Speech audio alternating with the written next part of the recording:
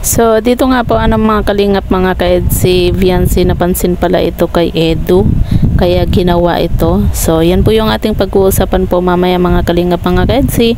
Pero bago po natin ipagpatuloy ang video ito, sa mga bago pa lang po sa ating munting channel, wag po nating kalimutang suportahan ang ama ng kalingap Kuya Val Santos Matubang at Kalingap Rab.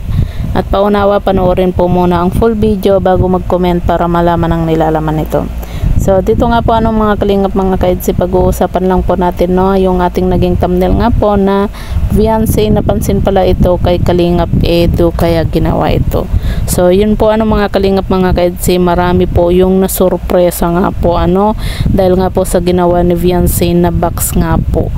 At yun nga po mga kalingap, napansin nga po ni Viancy yung ginagawa nga po ni Kalingap Edu na sa tuwing nagkikita sila or sa tuwing vlog ay itong si Kalingap Edu ay nagpupunas nga po ng pawis nga po niya sa kanyang damit at minostra pa nga po ni Viancy nga po kung paano punasan ni Kalingap Edu yung kanyang pawis nga po. At yun nga mga kalingap, grabe, nakakabilib po talaga yung ginawa ni Viancy nung hindi ko po akalain na ngayon ko lang po mga kalingap na pansin dahil nga po dun sa nakita ko nga po sa upload nga po sa Facebook na yung akala ko po teddy bear yung ginawa po ni Viancy mga kalingap nung binuksan ni Kalingap Edu yung box.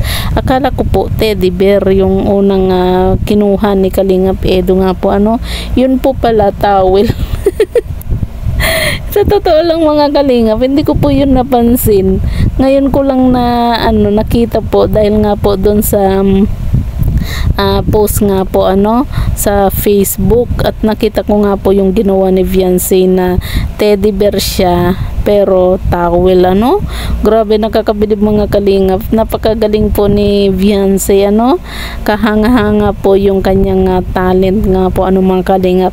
Kumaga itong si Viancy pasimple-simple lang pero grabe may tinatago po pala talaga siyang ganitong talent kaya maging si Kalingap Rab talagang humahanga nga po dito kay Viancy, kasi ngayon lang po na kung magsabi nga po ng Kalingap Rab pangalawa na nga po yan na ginawa nga po ni Viancy.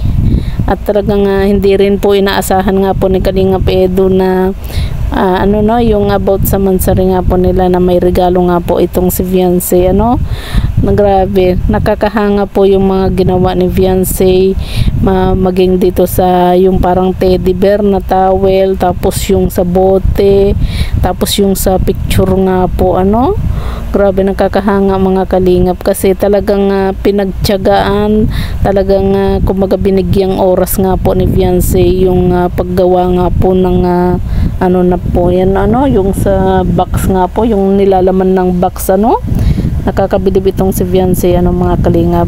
Sabi nga po niya kapag mahalaga sa kanya yung isang tao, syempre kumbaga nagawa niya yun dahil nga po sa mahalaga itong si Kalingap Edu nga po sa kanya kaya naman kitang kita po natin dito kay Kalingap Edu yung kumbaga appreciate po niya talaga yung ginawa po ni Viancy para sa kanya, diba? At alam natin na lagi pong maalala ni Kalingap Edu nga po itong si Viancy dahil syempre pagka sa tuwing makikita po ni Kalingap Edu yung ginawa ni Viancy, syempre maaalala po niya itong si Viancy nga po mga kalingap.